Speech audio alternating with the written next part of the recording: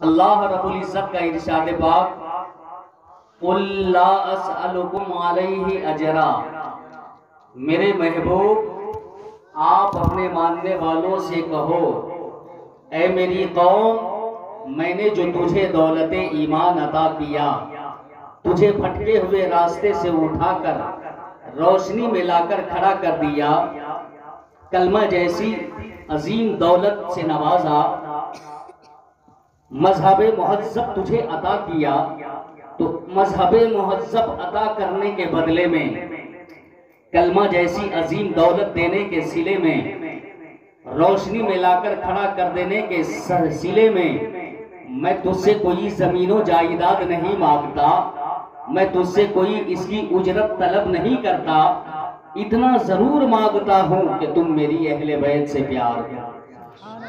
تو اگر ہم امام حسین کا نعرہ لگاتے ہیں تو پہلے ہمیں جاننا بھی تو ہوگا امام حسین آئے کون۔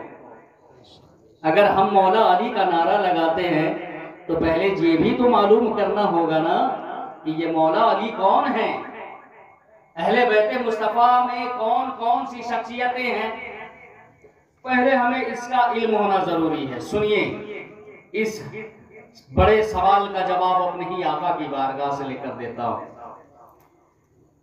حدیث پاک کے راوی بڑے جلیل قدر صحابی حضرت سعد ابن ابی وقاص ہیں، وہ ارشاد فرماتے ہیں کہ جب آیت مباہلہ نازل ہوئی تو اللہ کے مقدس رسول نے حضرت علی کو بلایا، حضرت فاطمہ کو بلایا، حضرت امام حسن کو بلایا، حضرت امام حسین کو بلایا، اور جب یہ سبھی آ گئے تو پیارے نبی نے دعا کے لیے ہاتھ اٹھایا، اے مولا یہی میری اہل بیت ہے، یہی میری اہل بیت ہے۔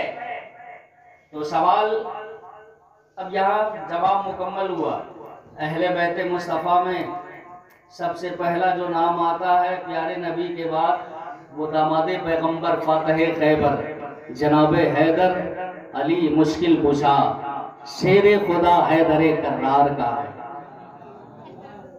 جانتے ہیں آپ ان کو؟ مولا علی کون ہے، پہچان ہے؟ اگر نہیں جانتے ہیں تو تھوڑا سا وقت مجھ کو دیجئے، بول سکتا ہوں میں ان کی ذات پر۔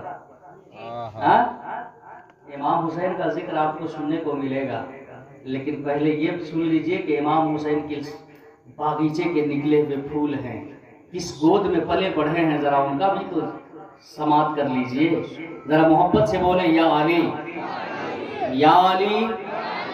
لگ نہیں رہا کہ محرم کا مہینہ چل رہا ہے؟ عام مہینے میں بھی اگر مولا علی کا نعرہ بلند ہوتا ہے تو بڑے زور شور سے نعرہ لگتا ہے، اور یہ تو محرم الحرام کا مہینہ ہے نا، ذرا محبت سے نعرہ لگائیں، بولے یا علی، یا علی، یا علی، یا علی۔ کون علی؟ سنیے، بڑے دھڑلے سے سنی اپنے جلسوں میں مولا علی کا نعرہ بلند کرتے ہیں نا، مولا علی کا نعرہ ہمارے سنی جلسوں میں بڑے زور شور سے لگتا ہے۔ لگایا کس نے؟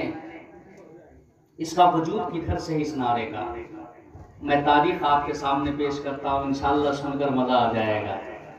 بدر کی سرزمین ہے، میدان بدر ہے، کفار و مشرکین نے ایک بڑا تماشا کھڑا کر دیا۔ وہ تماشا کچھ ایسا تھا، ایک بت اپنے کاندھے پر اٹھا کر لے آئے، نبی کونین صلی اللہ تعالیٰ علیہ وسلم صف اسلام کی طرف کھڑے ہیں، اچانک کافروں کی بھیڑ آئی، کاندھے پر ایک بت جس کا نام عزا ہے، وہ لوگ لے کر صف اسلام کے سامنے آئے اور چڑھانے کے لیے ایک نعرہ بلند کرنے لگے، لَنَا الْعُزَّى وَلَا عُزَّى لَكُمْ، لَنَا الْعُزَّى وَلَا عُزَّى لَكُمْ، ہمارا عزا ہے، تمہارا کوئی عزا نہیں ہے۔ مصطفیٰ جان رحمت نے فرمایا، او میرے غلاموں، آواز آئے محبت سے بولیے سبحان اللہ، او میرے وفاشیاروں، المشرکین عرب نے ہمارا مذاق اڑایا ہے، ہو سکے تو اس نعرے کا تم جواب دو۔ مولا علی کی طرف نبی کی انگلی اٹھ گئی، آقا نے فرمایا یا علی قم وجب، اے علی کھڑے ہو جا، اور آج ان مشرکین عرب کو تمہیں ہماری طرف سے جواب دینا ہے،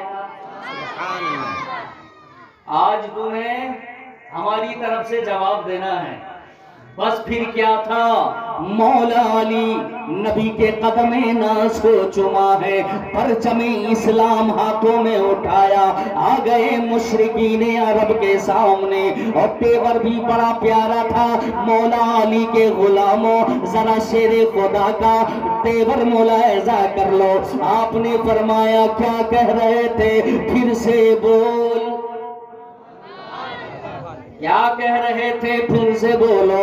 وہ کہنے لگے لنا العزا ولا عزا لکم، لنا العزا ولا عزا لکم۔ مولا علی کو جلال آیا، آپ نے فرمایا لنا المولا ولا مولا لکم، ہمارا مولا ہے، تمہارا کوئی مولا نہیں۔ اللہ مولانا ولا مولا لکم، اللہ ہمارا مولا ہے، تمہارا مولا کوئی نہیں ہے۔ جیسے ہی یہ نعرہ مولا لگا، کافروں کا رولا ختم، لیکن میرا رب تو سب دیکھ رہا ہے۔ میں کہاں پہ تھا، مولا علی کا نعرہ بلند ہوا، ادھر جیسے ہی نعرہ مولا لگا، کافروں کا رولا ختم، لیکن میرا رب سب دیکھ رہا ہے۔ آج بدر کی صحرا ہے، اسلام کی پہلی اور مشکل سے مشکل ترین جنگ ہے۔ آج اس بدر کی ریگستانی صحرا سے علی میرے نبی کے حکم پر میرے نام کا نعرہ بلند کر رہا ہے۔ رب نے تحفے میں یہ انعام عطا فرمایا، اے علی جا، اب قیامت تک میں اپنے یار کے غلاموں کی ہر بزم سے تیرے نام کا نعرہ لگواؤں گا۔ اس لیے ہم سنی سینہ چوڑا کر کے بولتے ہیں یا علی یا علی۔ سمجھے راز یہ ہے، مولا علی نے اسلام پر احسان فرمایا، کتنا بڑا احسان، اپنا پورا کنبہ قبیلہ کٹوا دیا، ذرا بولے سبحان اللہ۔ جدیت کٹ کر ختم ہو گئی، لیکن نام حسین آج بھی زندہ ہے، نسل حسین آج بھی سلامت ہے، اور نسل یزید مٹ کر تباہ و برباد ہو گیا۔ آپ کسی سے بھی پوچھ لیجئے یزید کی قبر کہاں ہے، آپ لوگ کو ہے پتہ؟ نہیں پتہ۔ میرے حسین کا مزار کہاں ہے، یہ بھی پتہ نہیں، ذرا بولیے زور سے کہاں ہے، نہیں پتہ۔ یہ جھوٹا دعویٰ ہے، بچہ بچہ جانتا ہے کہ کربلا میں شہید ہوئے تو کربلائی میں تو روزہ ہوگا، ذرا بولیے سبحان اللہ۔ میرے حسین کا روزہ آج بھی کربلا میں جگمگا رہا ہے۔ یزید کی قبر کہاں دھس کر کہاں ختم ہو گئی، کسی کو خبر نہیں۔ عجیب فلسفہ تھا اس جنگ کا، جس نے پانی پی کر دن گزارا، جس نے خوب پیٹ بھر کر کھانا کھایا، آج اس کا نام و نشان تک مٹ گیا، اور جو پیاسا بھوکا شہید ہوا قیامت تک زندہ ہو گیا۔ یہ ہے دین مصطفیٰ پر قربان ہونے کا نتیجہ۔ جس کی قربانی ہوتی ہے اللہ تعالیٰ اس میں برکت بہت دیتا ہے۔ امام حسین پاک کربلا میں اپنے پورے کنبے کو کٹوا کر آپ نے جو قربانی پیش کی، اسلام کی آن بان شان آبرو بچائی، وہاں آپ پھیلانے نہیں گئے تھے، آپ تو وہاں بچانے گئے تھے۔ پھیلانا جہاں تھا وہ بزرگان دین ان کے کر چکے تھے، لیکن یہاں بچانا تھا، اس لیے ہوشیار رہنا بہت ضروری ہے ہمیں بھی اور آپ کو بھی.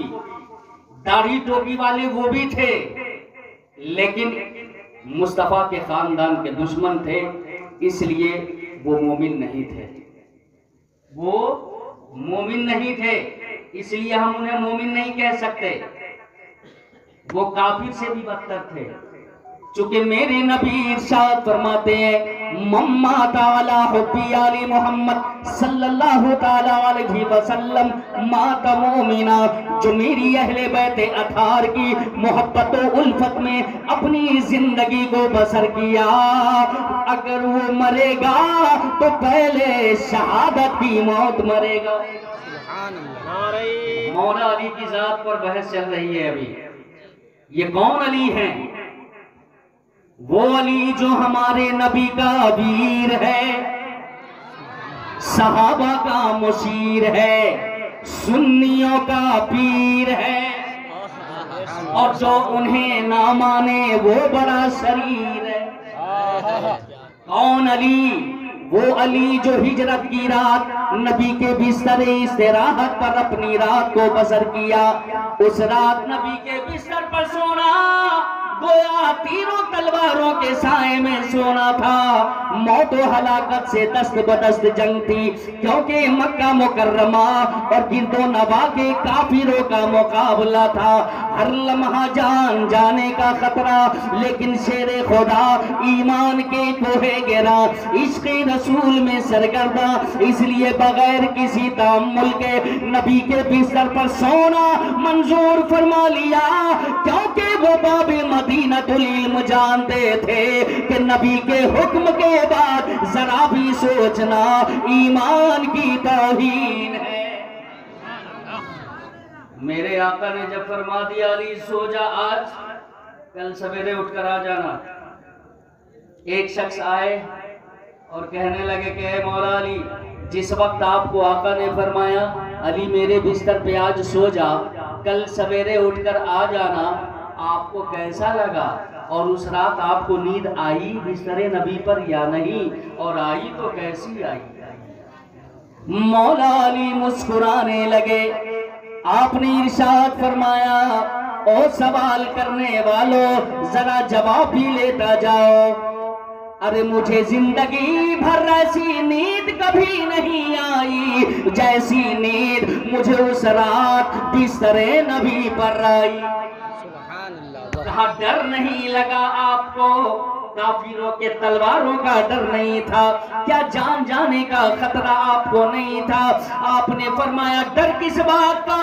ارے جس کے نبی نے یہ فرما دیا ہو علی آج سو جا کل سویرے آنا. میرا ایمان بولنے لگا اگر میری موت آج رب کی جانب سے بھی طے ہوتی تو وہ بھی نبی کے جملے کے صدقے ٹل جاتی. وہ بھی نبی کے جملے کے صدقے ٹل جاتی، کیونکہ آقا نے فرمایا تھا علی آج سو جا کل سویرے آ جانا. گویا میرے نبی نے اپنے جملے میں ہی میری زندگی کی ضمانت لے رکھی تھی. یہ ایسے علی ہیں جن کو اپنے نبی کے جملوں پہ اتنا بھروسہ. ذرا کہہ دیں سبحان اللہ.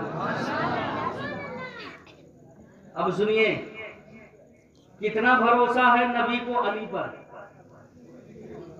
نبی پر علی کو تو بھروسہ ہے، لیکن میرے نبی کو بھی کتنا ناز ہے اپنے علی پر وہ سناتا ہوں. سنیے ذرا کہہ دیں سبحان اللہ.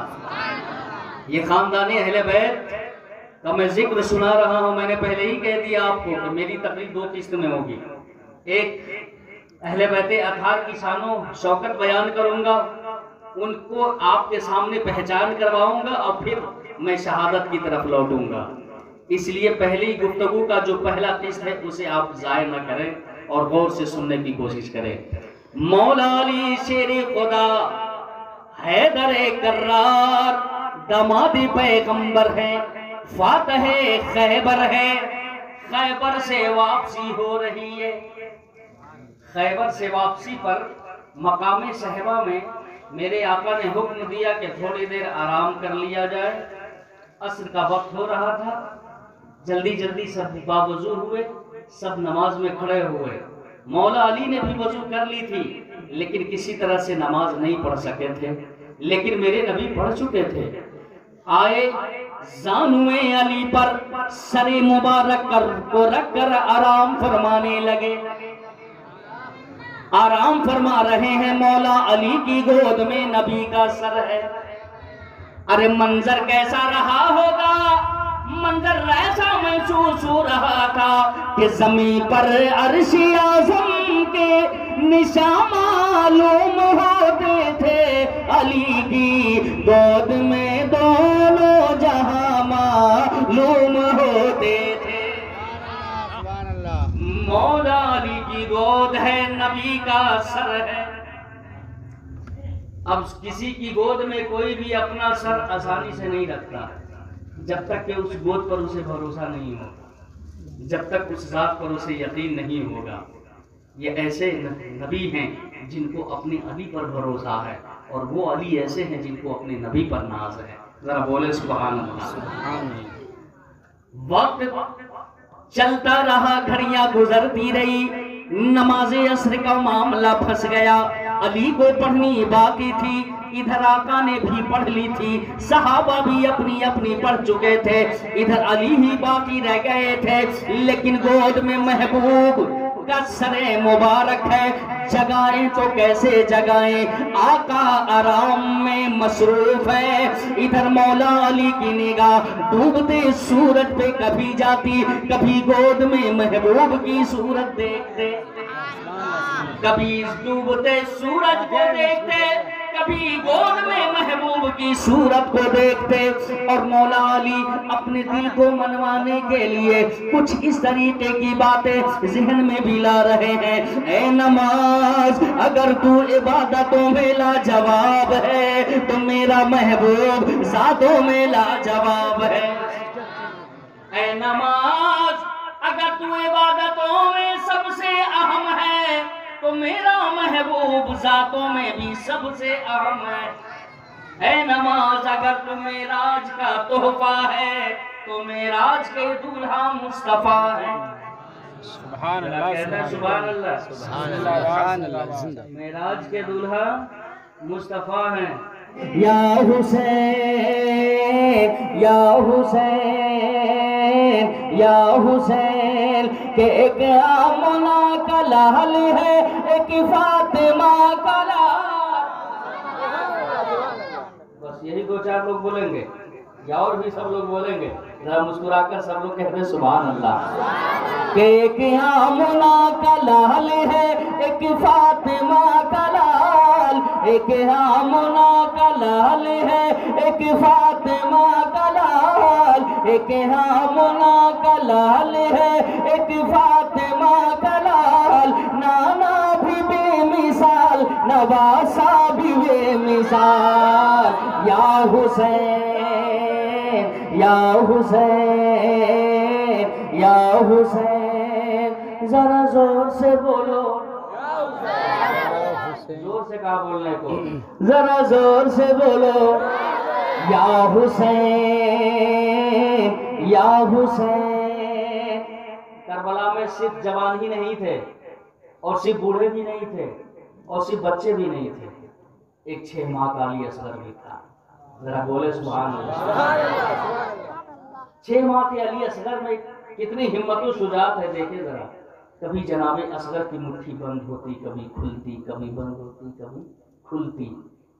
ایک اشارہ تھا، وہ اشارہ کیا تھا سنیے، آپ سنبھال نہیں پائیں گے اپنے آپ کو اگر آپ دل سے سن لیں گے تو سنیے کہ اصغر نے کہا دشمنوں پہ وار کیجئے، اصغر نے کہا دشمنوں پہ وار کیجئے، اصغر نے کہا دشمنوں پہ وار کیجئے، بابا ہمارے ہاتھ میں تلوار دیجئے۔ یا حسین یا حسین یا حسین۔ مولا علی کو ابھی نماز عصر باقی ہے، پڑھیں۔ گود میں محبوب کی صورت، دل کو منوانے کے لیے کچھ بھی سوچ رہے ہیں۔ اب سوچ میں پڑ گئے، जगाऊं कि क्या करूं, नमाज अगर छूटती है तो खुदा की इबादत जाती है, अगर आराम में खलल पैदा होता है तो मुस्तफा की अताअत खत्म हो रही है। आखिर क्या किया जाए? अब इस मिजाज का भी यहाँ कोई होगा, वो सोच रहा होगा कि यहाँ होना क्या चाहिए था, होना क्या चाहिए था। जगाकर पढ़ लेते या छोड़ देते, क्या करें? आज इतनी सोच में मुश्किल कुशा हैं, आज मुश्किल कुशा खुद मुश्किल में फंसे हैं, समझ में नहीं आ रहा है कि क्या करा जाए। आखिर में हुआ ये कि इश्क ने बाजी मार लिया। नमाज़े क़ज़ा हो तो फिर से अदा हो, आवाज बुलंद हो जाए, बोले नमाज़े क़ज़ा हो तो फिर से अदा हो, मोहब्बत क़ज़ा हो तो कैसे अदा। बिल्लाखिर ये सूरज डूब गया, नमाज़े असर चली गई, क़ज़ा हो गई, लेकिन आंखों में आंसू के कतरात आए मौला अली के। रुखसारे पैगंबर पे आंसू के चंद कतरे गिरे। मुस्तफ़ा बेदार हुए, फरमाया अली किस चीज़ ने रुलाया है? कहा या रसूल अल्लाह नमाज़े असर चली गई लेकिन मैं रो। आका ने फरमाया तो इसलिए रो रहे? कहा नहीं हुजूर, वो नमाज क्या नमाज है जो आपकी ज़ात पे कुर्बान ना हो। नमाज चली गई, मुझे इसका रोना नहीं आता। कहा फिर रो क्यों रहे हो? कहा या रसूल अल्लाह, ये बातें यहाँ तक तो सब सुनाते हैं, यहाँ तक तो आपने सुना होगा सेम जो मैं सुनाया हूँ। अब यहाँ पेचीदगी क्या थी, वो रोए क्यों? वो सुनिए, ऐसा नहीं है कि नमाज चली गई तो रोने लगे। अरे मौला अली की नमाज तो ऐसी है, अपने नबी पे तो सारी जिंदगी की नमाज कुर्बान कर दे मौला अली। एक वक्त की नमाज क्या थी? नमाज गई इसलिए नहीं रोया। आका ने पूछा तो क्यों रोए? कहा या रसूल अल्लाह रोना इस बात पे आ गया, ये सोच कर रोने लगा कि जब तारीख लिखने वाले मुर्रिखीन लिखने बैठेंगे तो वो ये नहीं लिखेंगे अली की नमाज अली की वजह से क़ज़ा हुई, बल्कि लिखने वाले तो ये लिखेंगे अली की नमाज नबी की वजह से क़ज़ा हुई। इसलिए या रसूल अल्लाह इस क़ज़ा का हमें बड़ा एहसास रहेगा, इसलिए मैं रो रहा हूँ कि किन आंखों से देख पाऊंगा, किन कानों से सुन पाऊंगा, इसलिए हमें इस क़ज़ा का बड़ा एहसास रहेगा। आका ने फरमाया सुनो, मायूसी कुफ्र है, मायूस मत हो, चल उठकर तैयार खड़ा हो जाए। तेरा काम था नमाज को मेरी कदमों में कुर्बान करना, मैं नबी हूँ, मेरा काम है डूबे को असर पे लाकर खड़ा रखना। मोहब्बत से बोले सुभान अल्लाह। आका ने उंगली का इशारा फरमाया, डूबा सूरज असर पे आकर खड़ा हुआ। आपने फरमाया अली आगे बढ़, जितनी तबीयत में आए उतनी पढ़, जितनी तबीयत में आए उतनी पढ़ लो, क्योंकि रोजाना सूरज निकलता है सबके लिए, आज निकला है फकत तेरे लिए। मौला अली को सहाबे किराम ने मोहब्बत के आगोश में ले लिया, सबको हैवानी मोहब्बत मिली है मौला अली को। सबों ने कहा है मौला अली जरा बताएं आपको अपनी जिंदगी के किस सजदे पे सबसे ज्यादा नाज है? आपने फरमाया कि अल्हम्दुलिल्लाह मुझे अपनी बंदगी के हर सजदे पे नाज है। कहा वो क्यों? कहा वो इसलिए मेरी नमाज सबकी नमाजों की तरह नहीं है, मेरी नमाज ये है कि जब मैं सजदे में जाता हूँ तो सर को उस वक्त तक नहीं उठाता जब तक अपने रब को देख नहीं लेता। ये है मौला अली की नमाज जनाब। और हमारी नमाजों का हाल, अगर इमाम ने किरात लंबी कर दी, अगर आपको हाट बाजार जाने की जल्दी है, कोई मेहमान घर पे आया है, आपको आना नहीं था लेकिन मजबूरी में पहुंच गए कि लोग कहेंगे नमाजी होकर नमाज छोड़कर बाजार जा रहा है, چلے آئے، لیکن اس دل میں سوچ پڑی ہوئی ہے کہ ہاٹ بھی جانا ہے۔ امام صاحب پتہ نہیں کیا کر رہے ہیں، اتنی لمبی کہیں قرات ہوئی ہے، اتنی لمبی کہیں نماز پڑھائی گئی ہے، طرح طرح کے خیالات ہماری نمازوں میں ہیں، لیکن یہ مولا علی کی نماز ہے، جب تک رب کو دیکھ نہیں لیتے سجدے سے سر نہیں اٹھاتے۔ مولا علی کے غلاموں ذرا بولو سبحان اللہ۔ اچھا، نماز علی کی بات آ گئی، ایک چھوٹی سی بات کہہ دیتا ہوں۔ ایک جنگ میں ایسا ہوا کہ ایک کافر نے جو تیر مارا تھا نا، وہ مولا علی کے ایڑیوں میں آ کر وہ تیر آ کر پھنس کر ٹوٹ گیا تھا، اور جو نکل نہیں پا رہا تھا، وہ بیچ میں جا کر پھنسا ہوا تھا ایڑیوں میں۔ لوگوں نے سوچا کہ کیا کرا جائے، یہ اس زخم سے چھٹکارا کیسے دلایا جا سکے مولا علی کو۔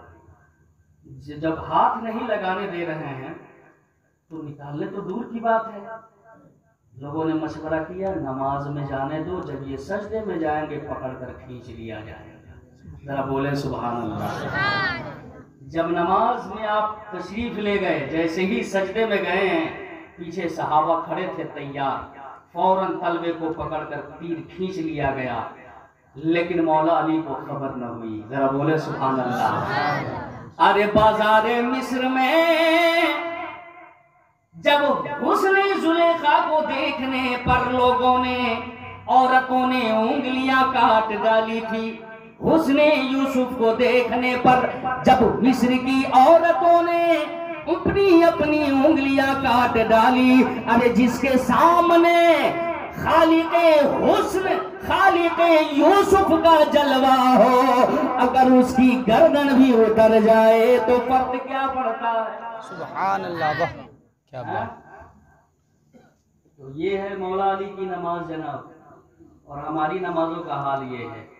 اچھا سنیے، فتح جب مکہ ہوا، علی شیر خدا کی ذات پر میں نے پی ایچ ڈی سمجھے کر رکھا ہے، اگر میں رات بھر چاہوں نا تو صرف انہی کی منقبتیں سناتا رہ جاؤں، چونکہ میں 10 روزہ محرم کی تقریر بولنے والا خطیب ہوں، ایک موضوع پر 3 4 راتیں میں بولتا ہوں، الحمدللہ۔ ذرا بولیں سبحان اللہ۔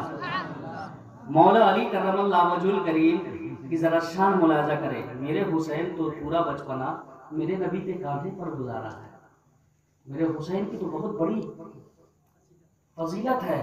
ذرا مولا علی کی بارگاہ میں آئیں، یہ بھی زندگی میں ایک بار نبی کے کاندھے پہ آئے ہیں، ذرا کب سنیے، بولیں سبحان اللہ۔ فتح مکہ کے وقت جب مکہ شریف فتح ہوا، آقا کریم بڑی شان و شوکت کے ساتھ کعبے میں داخل ہوئے۔ جتنے چھوٹے چھوٹے بت سامنے سجے تھے نیچے دیواروں میں، آقا نے سب کو اپنی چھڑی سے توڑ دیا، لیکن چند ایک ایسے بھی بت تھے جو بالائی حصے میں رکھا ہوا تھا، جو اوپر والے حصے میں سجائے گئے تھے، وہاں تک ظاہری میرے مصطفیٰ کا دست پاک پہنچ نہیں پا رہا تھا۔ آقا نے صدائے بلند فرمائی، این علی ابن ابی طالب، علی کہاں ہے؟ مولا علی صدائے نبوت کو سننے سے پر حاضری بارگاہ ہوئے، کہا یا رسول اللہ غلام حاضر ہے، حکم فرمایا جائے۔ آقا نے فرمایا ذرا علی سنو، یہ جتنے چھوٹے چھوٹے بت تھے میں نے سب کو توڑ دیے ہیں، لیکن چند ایک ایسے بت ہیں جو اوپر والے حصے میں رکھا ہوا ہے، جہاں تک میرا ہاتھ نہیں پہنچ رہا ہے، آؤ میرے کاندھے پہ چڑھ جاؤ، ان بتوں کو توڑنا شروع کرو۔ مولا علی نے عرض کیا یا رسول اللہ گستاخی معاف کیا جائے، ذرا آپ کو اس وقت روکنا چاہوں گا۔ مولا علی عرض کرنے لگے یا رسول اللہ آپ یہاں فرما رہے ہیں میرا ہاتھ نہیں پہنچتا ہے، تو کل آپ نے 14ویں کے چاند کو آسمان پہ کیسے توڑا تھا؟ بولیں سبحان اللہ۔ اگر اس کو آپ نے توڑا تھا تو اس کو بھی خود توڑے۔ آقا مسکرانے لگے، فرمایا علی یہ تیری عقیدت بول رہی ہے، محبت بول رہی ہے، لیکن آؤ کاندھے پہ میرے چڑھ جاؤ اور ان بتوں کو توڑنا شروع کرو۔ مولا علی پھر رونے لگے، کہا یا رسول اللہ دنیا کیا کہے گی، زمانہ کیا کہے گا، کیا سوچے گی دنیا، ایک امتی اپنے رسول کے کاندھے پر، ایک غلام اپنے آقا کے کاندھے پر. یا رسول اللہ ایسا بھی تو ہو سکتا ہے اگر میں آپ کے کاندھے پہ چڑھ کر ان بتوں تک پہنچ سکتا ہوں تو آپ بھی تو میرے کاندھے پہ چڑھ کر ان بتوں کو توڑ سکتے ہیں. اس لیے پیارے نبی آپ ہی تشریف لائیں میرے کاندھے پر اور بتوں کو توڑنا شروع فرمائیں. آقا نے فرمایا علی ارے اگرچہ تم شیر خدا ہو لیکن نبوت کے بوجھ کو اٹھا نہیں سکو گے. سبحان اللہ. بول رہے ہیں سبحان اللہ. آج لوگ بڑی شان بیان فرماتے ہیں مولا علی کی اور اتنی بیان کرتے کرتے اتنا بڑھ جاتے ہیں آگے کہ صحابہ کرام کی شان میں گستاخیاں بھی کر جاتے ہیں.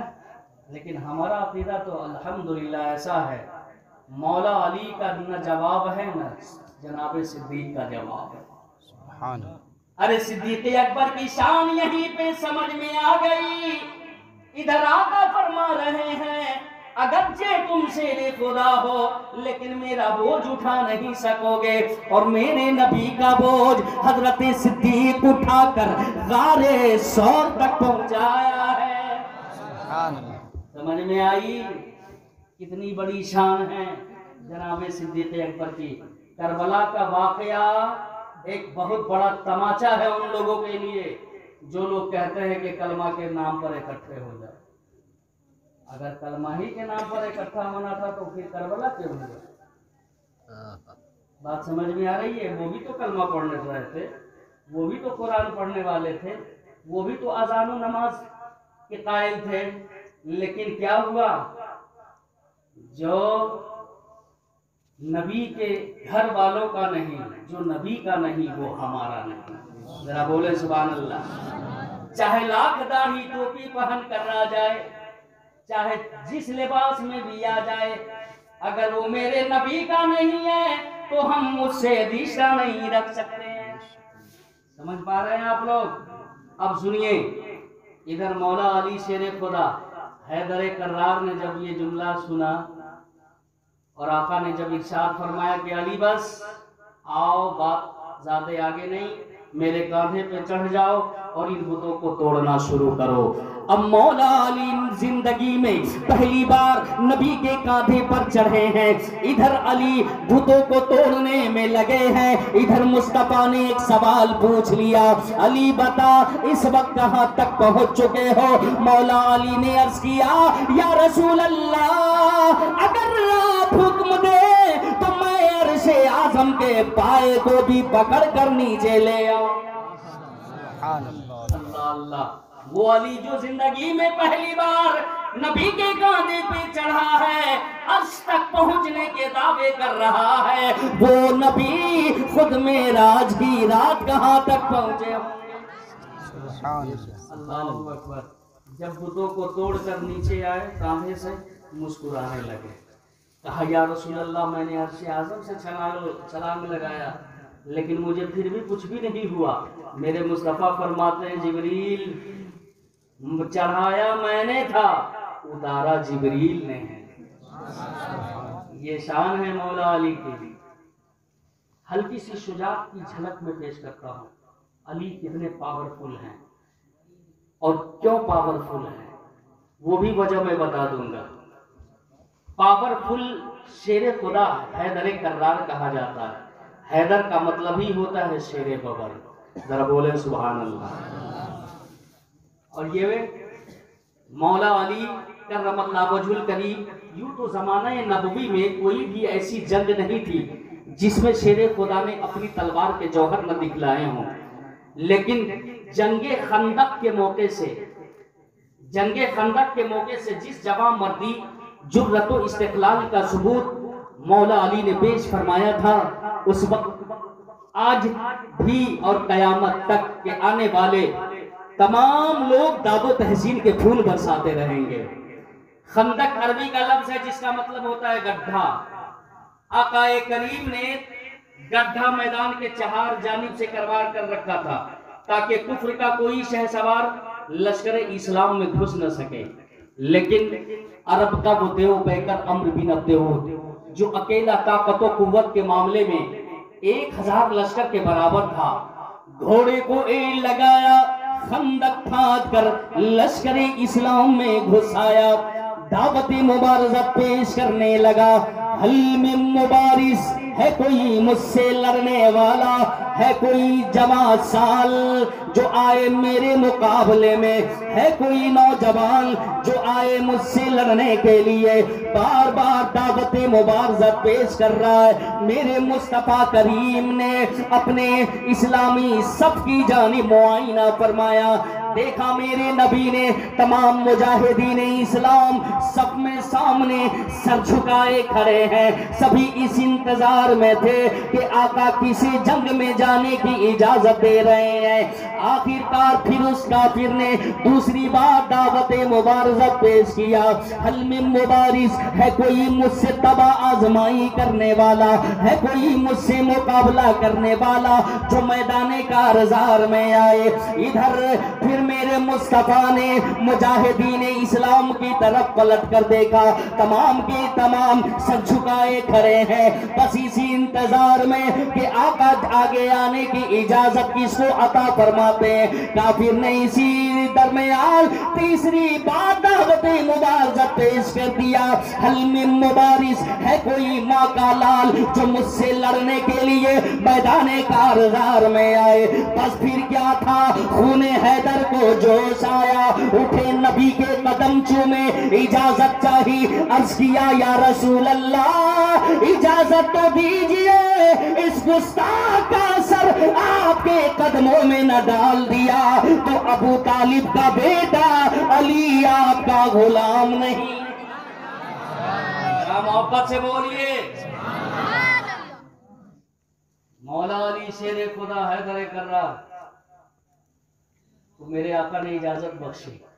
پیشانی علی کو چوما, سر پہ امامہ سجایا, ہاتھوں میں ذوالفقار حیدری عطا فرمائی اور ارشاد فرمایا علی جا, میں نے آج تجھے خدا کے حوالے کیا اور اس کافر کو تیرے حوالے کیا. بس پھر کیا تھا, مقابلہ بڑا خطرناک تھا اور دلچسپ بھی. خطرناک اس لیے تھا کہ وہ بھی بہادر جرار تھا, یہ حیدر کرار تھے. کہتے ہیں سبحان اللہ. وہ غصے میں تھر تھرا رہا تھا, یہ حوصلے میں مسکرا رہے تھے. اس کے پیچھے ابو جہل کا دین تھا, ان کے پیچھے مصطفیٰ کی شریعت تھی. وہ اسلام کو مٹانے چلا تھا, یہ بچانے کے لیے چلے تھے. وہ شمع توحید و رسالت بجھانے چلا تھا, یہ روشن کرنے کے لیے چلے تھے. وہ ایک طرف حضرات محترم توجہ چاہوں گا, لیکن سنتے چلے. اب کافر کے مقابلے میں مولا علی سامنے کھڑے ہیں. ابھی نئی نسل کے نوجوان ہیں. شیر خدا عمرو بن عبد ود بڑا تجربہ کار اور بہادر جرار ہے, اور جس کی شجاعت کے چرچے شام و عراق کی وادیوں میں گونجا کرتے ہیں.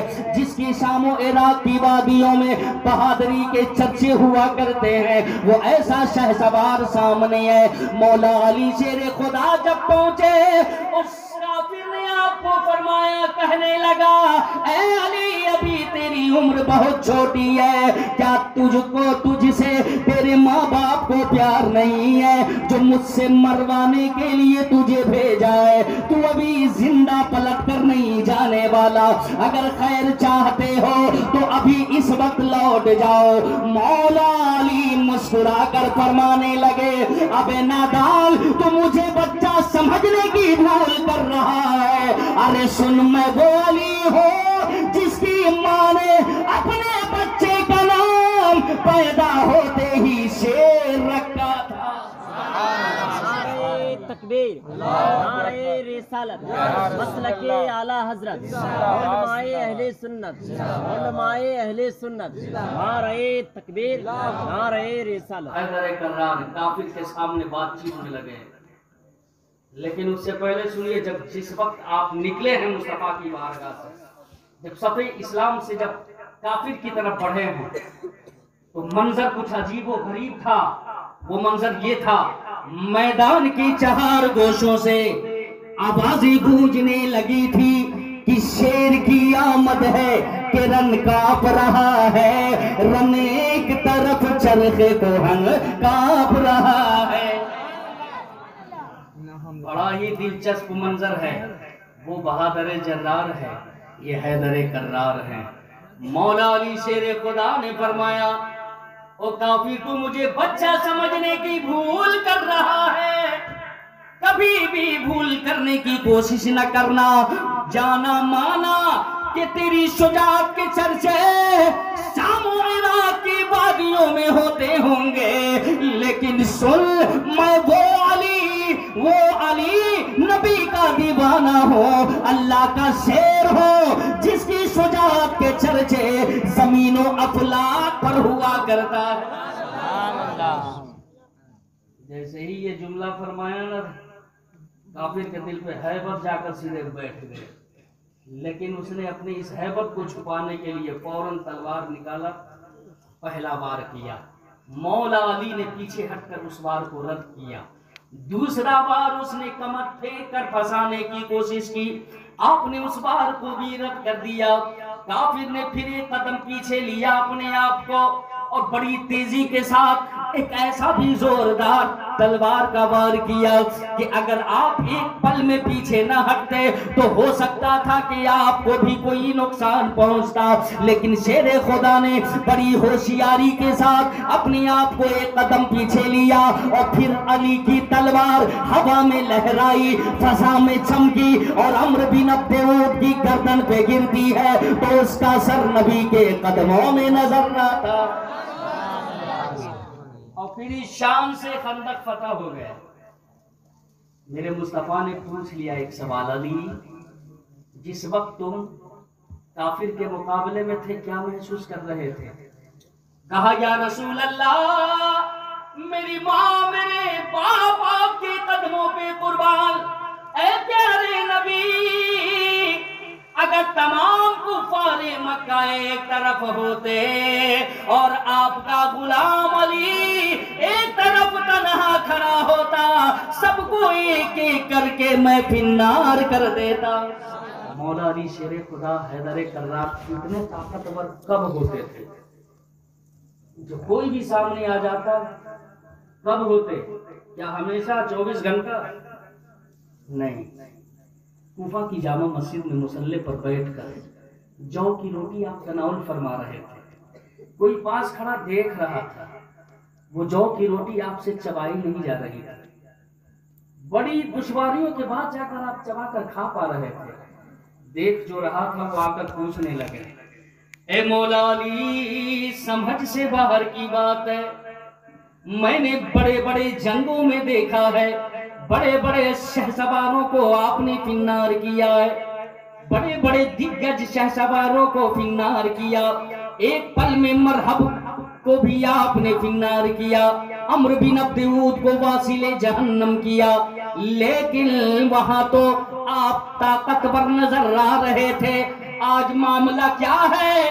جو کی روٹی آپ کھا رہے ہیں اور وہ آپ سے چبائے نہیں جا رہے ہیں۔ مولا علی مسکرانے لگے، فرمایا سوال پوچھنے والے جواب لیتا جا، میں جب جنگ میں ہوتا ہوں تو اس وقت میں علی صرف علی نہیں ہوا کرتا، بلکہ خدائی طاقت میرے بازوؤں میں کام کر رہی ہوتی ہے، اس وقت میں شیر خدا ہوتا ہوں۔ اس لیے تم نے جنگوں میں دیکھا بہادروں کو زمین بوس کرتے ہوئے، اور آج مصلی پر بیٹھ کر علی یہ روٹی جو کی کھا رہا ہے تو علی کی اپنی ذاتی طاقت خرچ ہو رہی ہے۔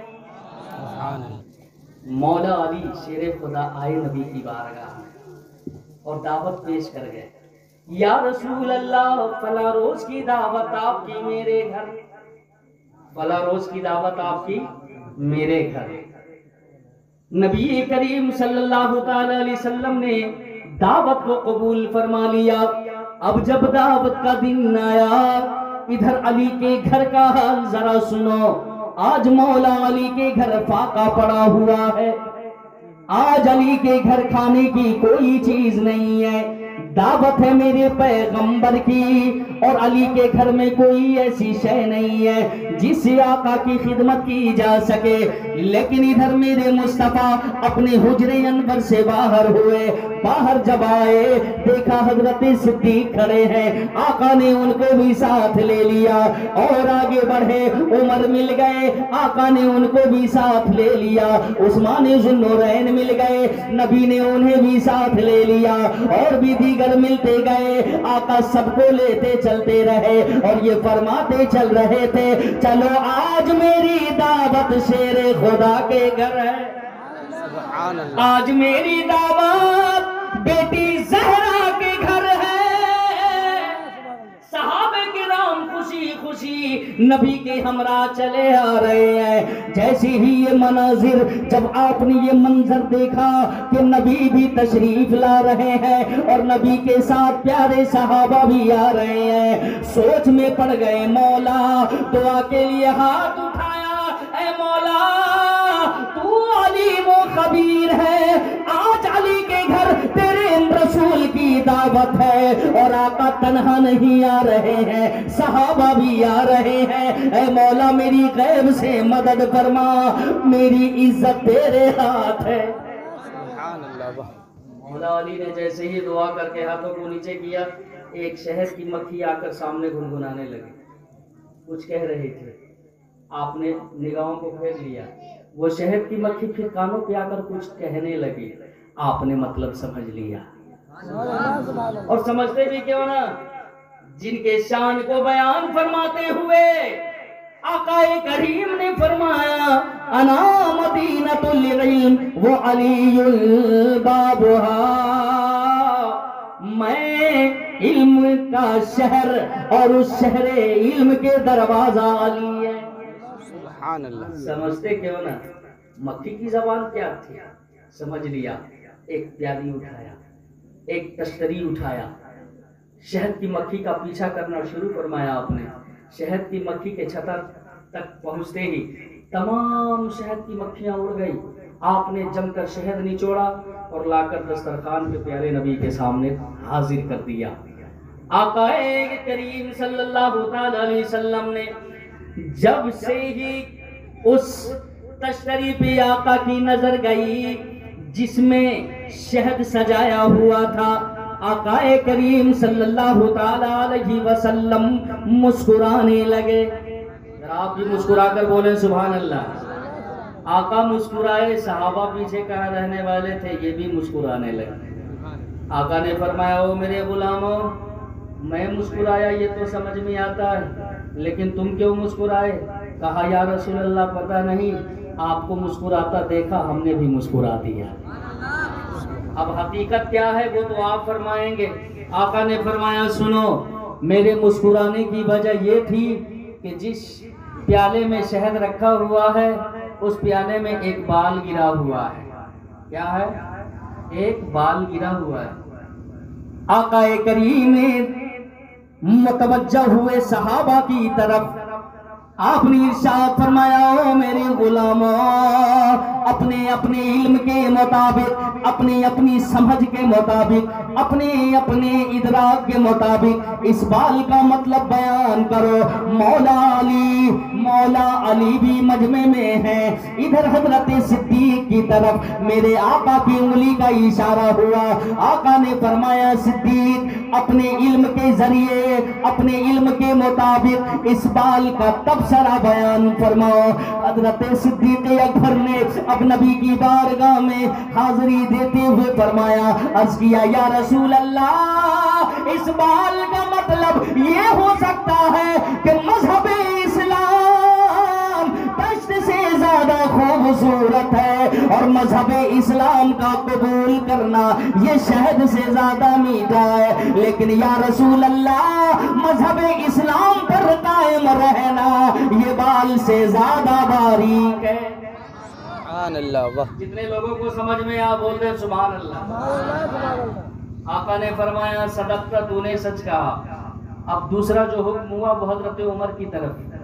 حضرت عمر عرض کرنے لگے یا رسول اللہ، اس बाल का मतलब ये भी हो सकता है बादशाही तश्त से ज्यादा खूबसूरत है और उसमें हुकूमत करना ये शहद से ज्यादा मीठा है। लेकिन या रसूल अल्लाह बादशाही के दरमियान हुकूमत के दरमियान किसी मामले में अदल व इंसाफ कायम करना ये बाल से ज्यादा बारीक है।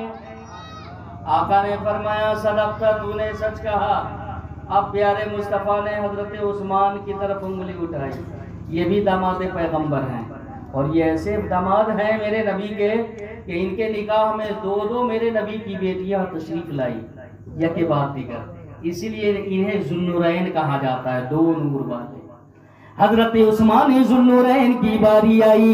हजरत उस्मान ज़ुन्नुरैन ने अर्ज़ किया, या रसूल अल्लाह मेरी माँ मेरे बाप आपके कदमों पे कुर्बान है। प्यारे नबी, इस बाल का मतलब ये भी हो सकता है कि इल्म दीन तश्त से ज्यादा खूबसूरत है और इल्म दीन का हासिल करना ये शहद से ज्यादा मीठा है। लेकिन है प्यारे नबी, इल्म दीन हासिल करने के बाद उस पे अमल करना ये बाल से ज्यादा बारीक है। आका ने फरमाया सदक़ता, तूने सच कहा। अब बारी आई मेजबान की। मुस्तफ़ा मेहमान है, अली मेजबान है।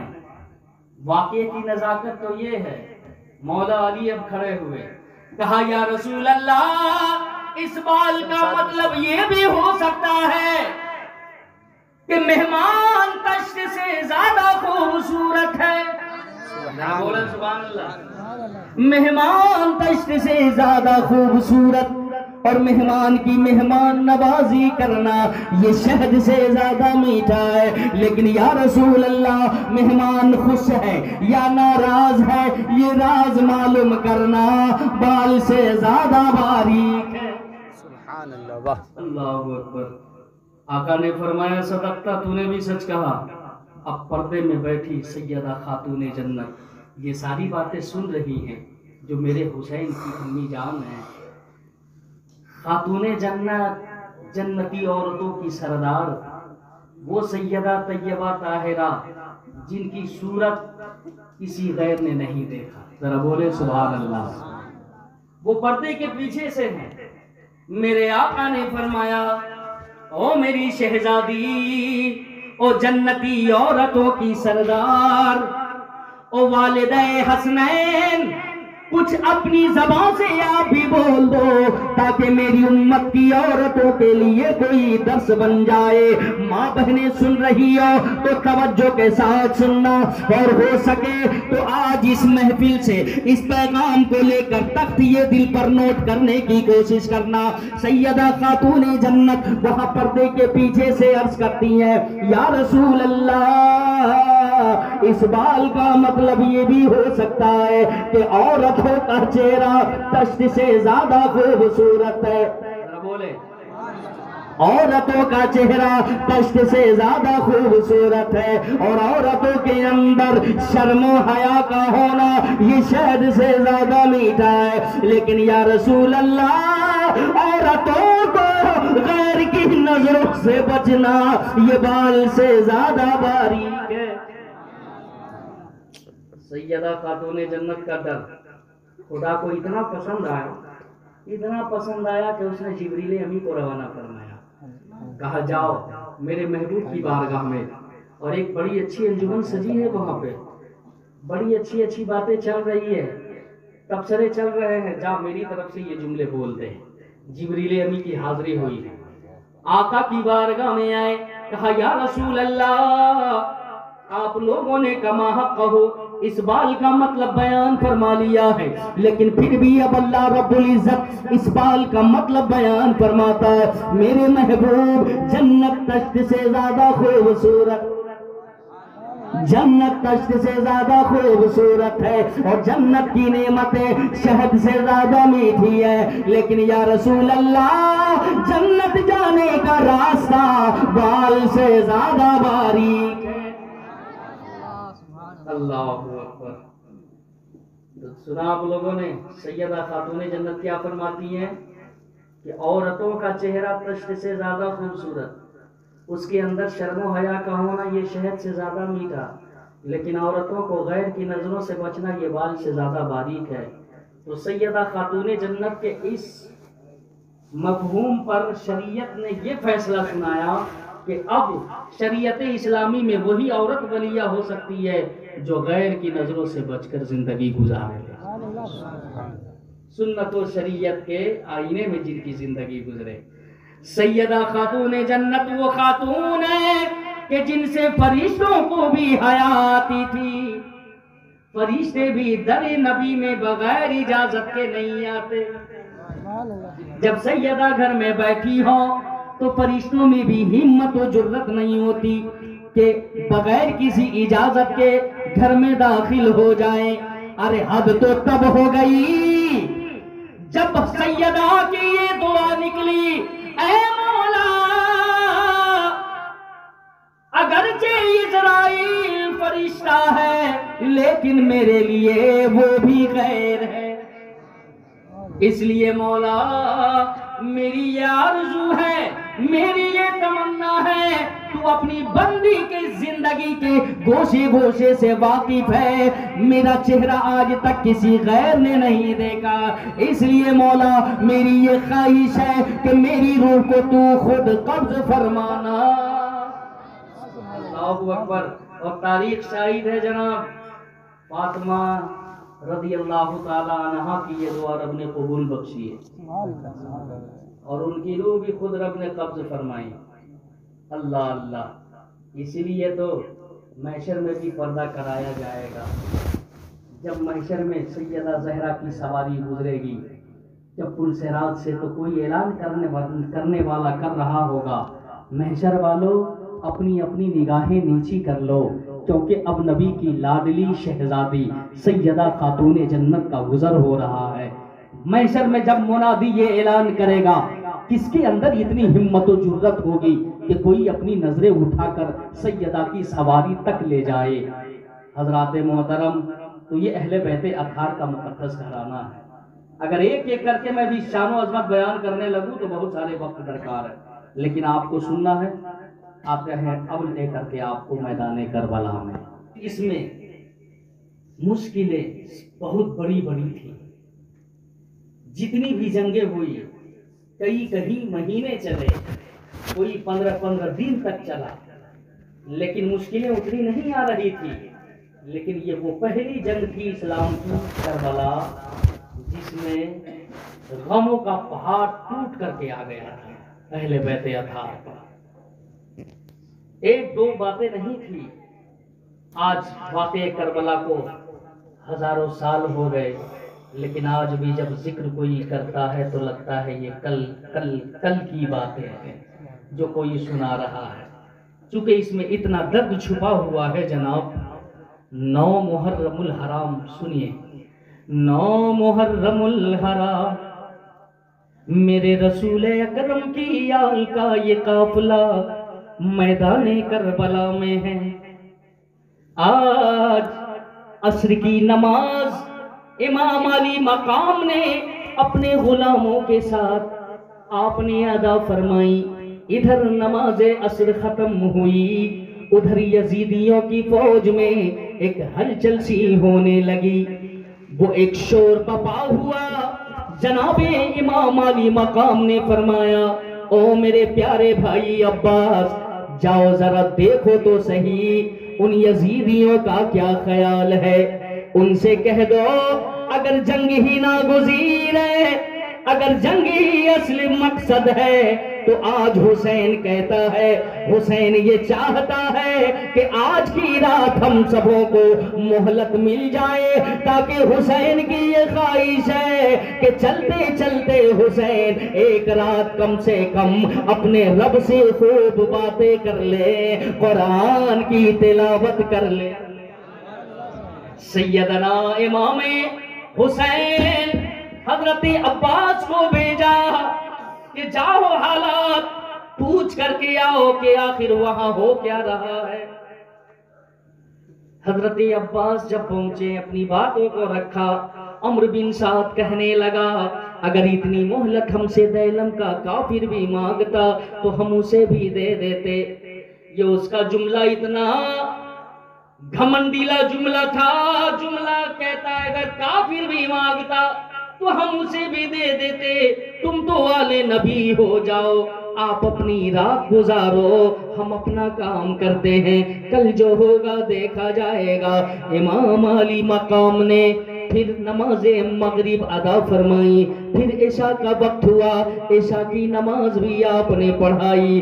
ادھر نماز عشاء ختم ہونے کے بعد امام علی مقام نے تمام خیموں کا سفر کیا. تمام خیموں سے تمام اپنے برادران کو اٹھایا. اپنے تمام جو آپ سے محبت کرنے والے متعلقین تھے, جو آپ پہ یقین رکھنے والے تھے, وہ سب کے سب آپ کی آوازوں کو سننے کے بعد آپ کی بارگاہ میں تشریف لائے. تمام کے تمام 72 جانثار یہ ایک جگہ اکٹھے ہو گئے. آقا امام علی مقام نے ارشاد فرمایا, تعریف کے کچھ جملے ہیں. آپ نے فرمایا الحمدللہ الذی فضلنا علی العالمین جمیعا. ذرا بولے سبحان اللہ. او میرے غلاموں, تمام تعریف ہے اللہ رب العزت کے لیے جس نے ہمیں تمام عالم پر فضیلت عطا فرمائی. ارے تم جیسی جو جماعت یہاں موجود ہو, ہم جیسی جماعت جو اس دشت کربل میں موجود ہے, ایسی جماعت کہیں بھی کسی بھی جگہ اس پوری کائنات میں موجود نہیں ہے. رب نے ہمیں قرآن نوازا ہے اپنے مصطفیٰ کے ذریعے. ہم سب مبارکبادی کے لائق ہیں. او میرے غلاموں, میں نے تم سب کو اکٹھا اس لیے فرمایا, میری طرف سے اجازت ہے. میں یہ کہتا ہوں علیلان, ان یزیدیوں کو تم لوگوں سے کوئی سروکار نہیں ہے. ان کا مقصد تم نہیں ہو, ان کا مقصود تو میں ہوں. وہ میری جان کے دشمن ہے, وہ آخر میرے جان کے دشمن ہے. تم لوگوں کو یہ کچھ بھی نہیں بگاڑ سکتے. اس لیے میرے دوستوں, میرے عزیزوں, میری طرف سے کھلی اجازت ہے. تم میں سے اگر کوئی جانا چاہے تو وہ جا سکتا ہے. میں بالکل گلا شکوہ نہیں کروں گا, اس لیے آپ لوگوں کو اجازت ہے. باپ بخوشی خوشی جا سکتے ہیں, کیونکہ دشمن جو ہے یہ یزیدی, یہ میرے خون کے دشمن ہے, یہ میری جان کے دشمن ہے. تم لوگوں کو قتل کرنے کے بعد بھی ان کا عمل پورا نہیں ہوگا, اس لیے کہ وہ میرے جان کے دشمن ہیں, وہ میرے پیچھے پڑے ہوئے ہیں. اس لیے آپ لوگ بخوشی اپنے اپنے گھر جا سکتے ہو. امام علی مقام نے خطبہ دے کر چراغ کو غل فرما دیا. چراغ اس لیے بجھایا جاتا ہے تاکہ اندھیرا ہو اور اندھیرے کا فائدہ لوگ اٹھا لیں. اگر کوئی جانا بھی چاہ رہا ہے اور روشنی میں نہیں جا سکتا, چونکہ لوگ کہیں گے کہ غدار ہے, پیٹ پھیر کر چلا آیا, نبی کے آل کو کربلا میں تنہا چھوڑ کر بھاگ آیا. آقا امام حسین نے ان سب چیزوں کو مد نظر رکھتے ہوئے بتی کو غل کر دیا, چراغ بجھا دیا. جب تھوڑی دیر کے بعد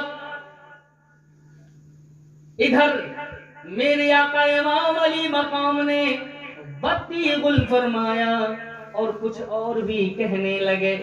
وہ کہہ کیا رہے تھے سنیے, شاعر اپنا نظریہ پیش کرتا ہے کہ ہے میرے ہی لیے یہ سامنے فوجوں کی دیواریں, چمکتی ہیں فقط میرے لیے ہی لشکر کی تلواریں.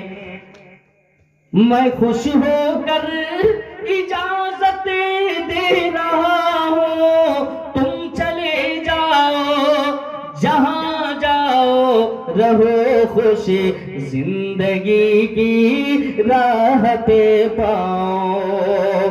مجھے رہنے دو جو رو جبر کی خون خونی ہواؤں میں خود آیا ہوں میرے دوستو خونی بلاؤں میں، چلے جاؤ بلائیں کربل میں لاکھ آئیں گی، دعائیں ابن حیدر کی تمہارے ساتھ جائیں گے۔ امام علی مقام نے چراغ کو گل فرما دیا، جب تھوڑی دیر گزری ہچکیوں اور سسکیوں کی مجمع سے آواز بلند ہو رہی تھی، گویا عاشقوں کا ہجوم وہاں سے اٹھ کر گیا نہیں تھا، بلکہ وہ اس طریقے سے کچھ کہہ رہے تھے، کہا رو کر محمد کے غلاموں نے نواسے سے، کئی دل کے پیاسوں نے کئی دل کے پیاسوں سے، ہمارے آقا و مولا ہمیں بھی پاس رہنے دو، ہمیں بھی ظلم کی شمشیر کا ہر وارث رہنے دو، جہاں کی عظمتوں میں شاہ والا، جہاں کی ظلمتوں میں شاہ والا،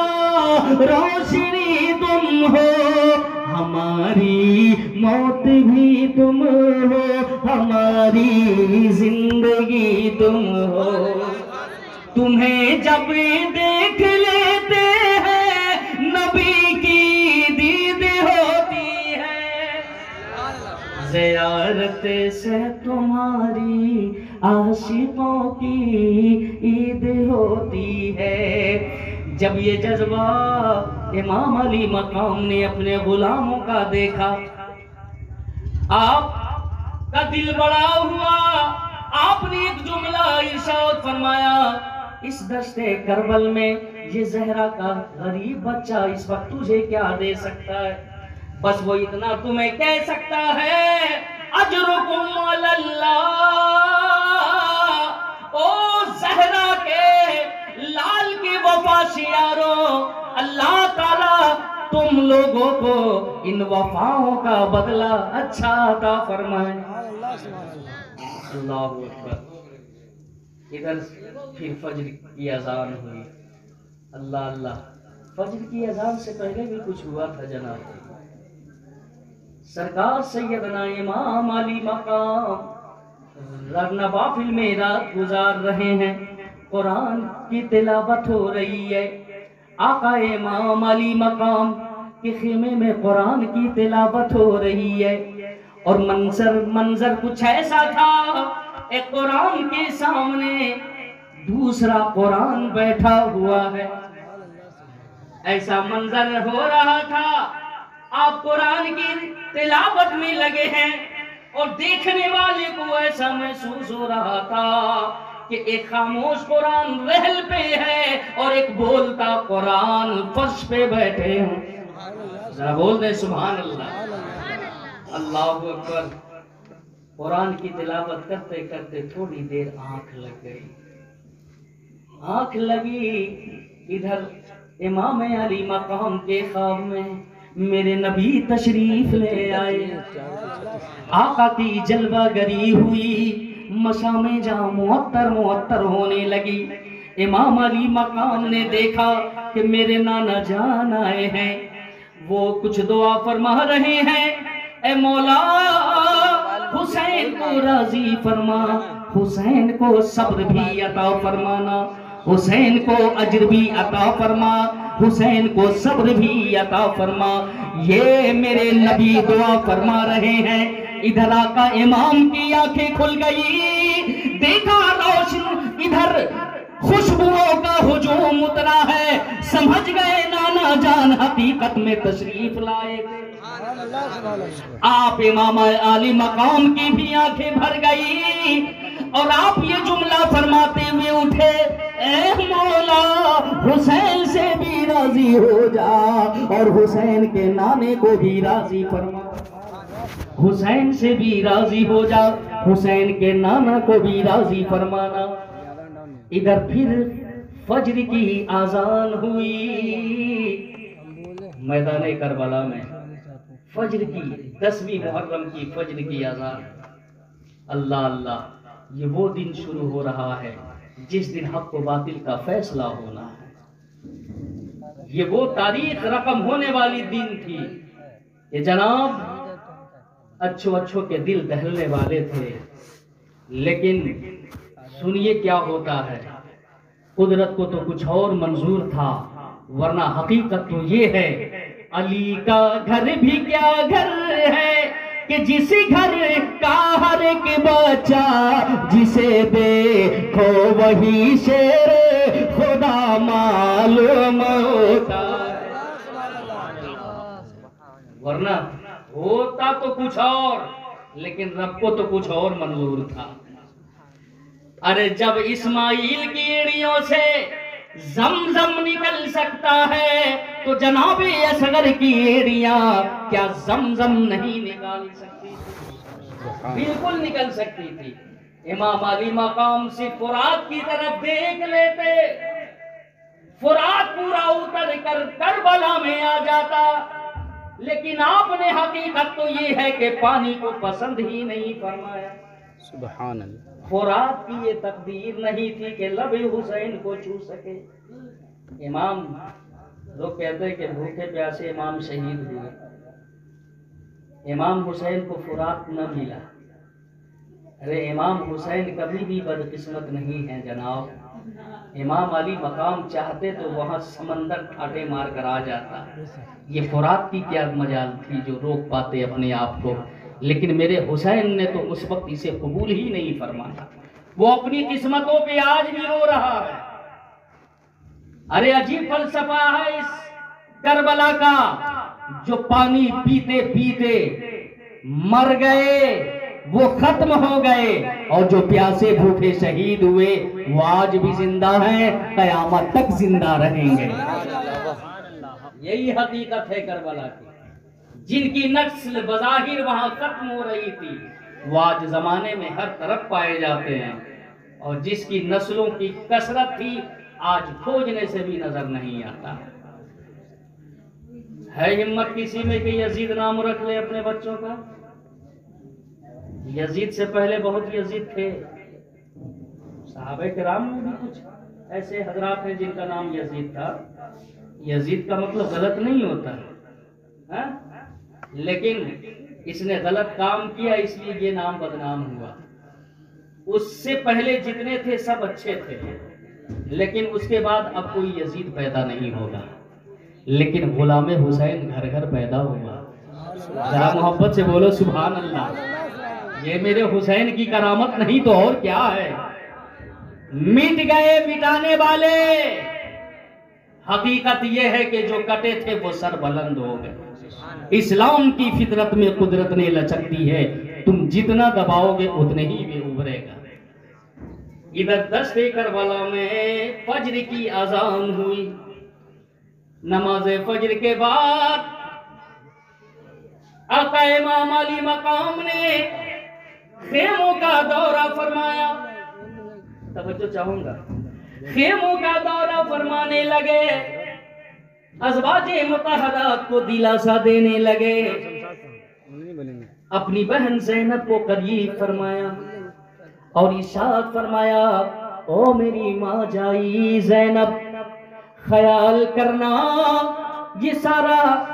یہ ساری خواتین تمہارے پیش نظر ہے، جو یہ تمہاری ذمہ داری ہے اس کی، اس لیے زینب خیال رکھنا، حالات کچھ بھی ہو سکتے ہیں، کبھی بھی کوئی معاملہ کھڑا ہو سکتا ہے، چونکہ اب جو وقت معلوم پڑ رہا ہے وہ کچھ اچھی گھڑیاں نہیں آنے والی ہے، یہ کربلا میں اب کچھ بھی ہو سکتا ہے، اس لیے ہمیشہ خیال رکھنا، رونا نہیں، گر گرانا نہیں، سینہ کو بھی نہ کرنا، سر سے دوپٹے کو اترنے نہیں دینا۔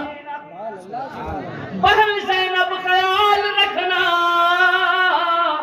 جب تک تم زندہ رہنا ہمیشہ نیکی کی دعوت دیتی رہنا، نماز کے بارے میں بھی کہتی رہنا۔ ذرا بولیں سبحان اللہ۔ امام علی مقام فرما رہے میری بہن زینب، جب تک تم حیات سے رہنا اچھے کاموں کا لوگوں کو حکم دینا اور نماز کے بارے میں بھی کہتے رہنا۔ اس لیے نماز بھی بہت ضروری ہے۔ کربلا کا واقعہ اگر ہم سنتے ہیں تو یہ اس میں نماز کا ہی ذکر آتا ہے جناب۔ قدم قدم پہ نماز ہے، تقریروں میں نماز ہے، کربلا کے ذرے ذرے پہ نماز ہے۔ ذرا بولیں سبحان اللہ۔ سیدنا امام علی مقام نے اپنی فوج کو اکٹھا فرمایا۔ یہ فوج کیا تھی؟ ایک جرنل کے مطابق ان 72 جانثاران اسلام میں، ان 72 نفوس قدسیہ میں، جن